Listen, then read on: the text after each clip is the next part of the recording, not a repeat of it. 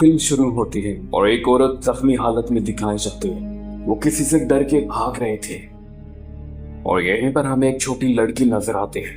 वो जाते हुए उसे देख रही थी और फिर हमें कुछ बच्चे दिखाई पड़ते हैं। वो सब लोग मिलके इस औरत को मारने लगते हैं। आखिरकार वो सब मिलके इसे मार डालते हैं और जब उन्हें पता चलता है ये औरत मर चुकी है, वहां से सारे भाग जाते हैं। और अब हमें साशा दिखाई जाती है। वो एक बेबी सिटर है और आज उसे उसी घर पे बुलाया गया है जहां पे एक लड़की को कल मारा गया था।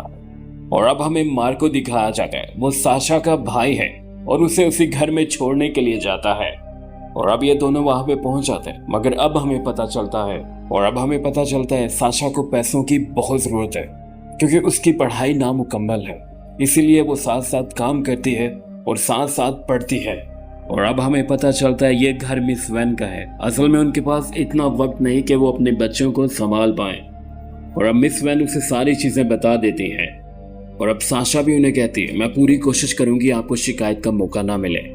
और अब साशा को अपनी बेटी के पास ले जाती है जिसका नाम ज़ीलिया है। वो आराम से खेल रही थी और माँ जब तक घर थी ज़ीलिया आराम से खेल रही थी, मगर माँ के जाते ही वो बदल जाती है और पार्क में भाग जाती है। साशा को भी उसके पीछे जाना पड़ता है क्योंकि साशा अपने हाथ से यह नौकरी नहीं गंवाना चाहती। और अब साशा ने देखा तो ज़ीलिया उसे अपने पास बुला रही थी और ज़ीलिया स्लाइड पे जाती है और यहाँ पे उसके बाय बाय करती है। और मगर स्लाइड में जब वो जाती है तो नीचे आती ही नहीं है और साशा ये देख के घबरा जाती है। इसका पहला दिन है और उसके साथ क्या हो रहा है। वो उसे इधर उधर ढूंढने लगती है, मगर यहीं पर उसने देखा तो किसी ने गुड़िया को उल्टा लटकाया और वो भी जंजीरों के साथ। अमूमन कोई भी बच्चा ऐसा काम नहीं करता, मगर अब साशा ने देखा तो कुछ अजीब हुआ। वो बच्चे एकदम से स्टक हो जाते हैं और फिर वो उसे घूरने लगते। अब साशा एक कदम आगे बढ़ाती तो वो भी उसकी तरफ बढ़ते।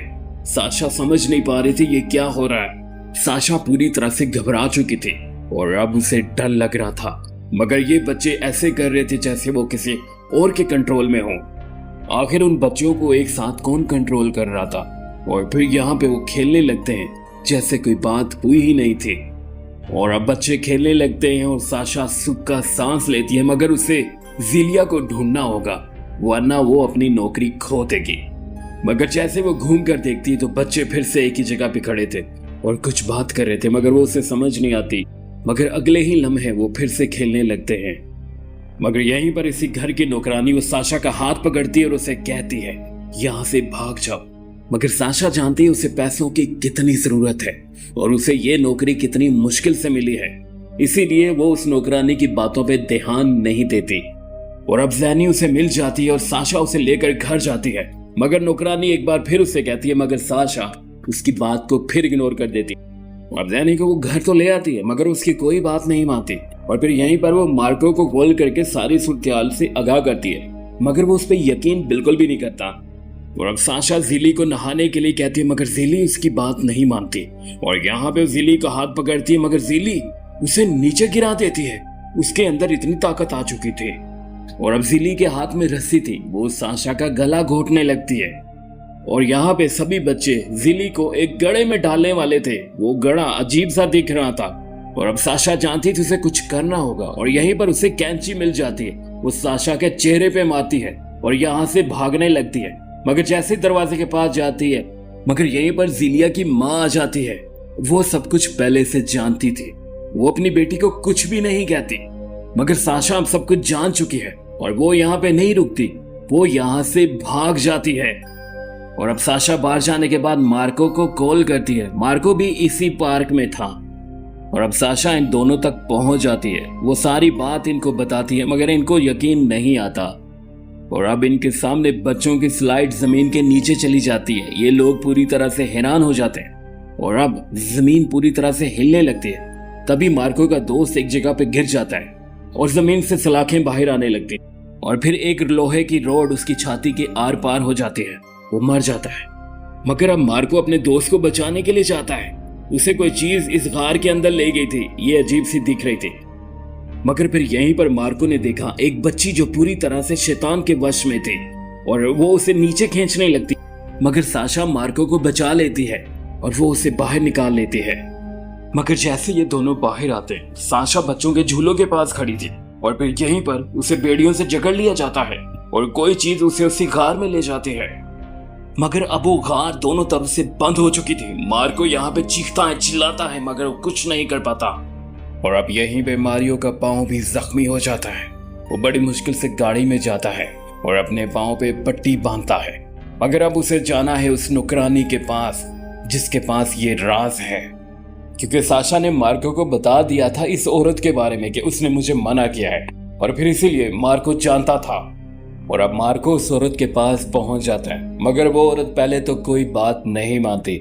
मगर मार्को उसे कहता है, मैं जानता हूं तुम्हें इस सब के बारे में ये क्या हो रहा है, क्योंकि तुमने साशा को मना किया था और तुमने उसे कहा था यहाँ से भाग जाओ अगर तुम्हें अपनी जिंदगी प्यारी है तो। मगर अब वो औरत मार्को से कहती है, साशा मर चुकी है, तुम्हें वापस चले जाना चाहिए। मगर मार्को उसे कहता है, प्लीज मुझे हकीकत बताओ क्या है। और फिर वो औरत एक नक्शा निकालती है और उसे पूरी बात बताती है। वो उसे कहती है, ये आज से शुरू नहीं हुआ, ये सदियों पहले से शुरू है।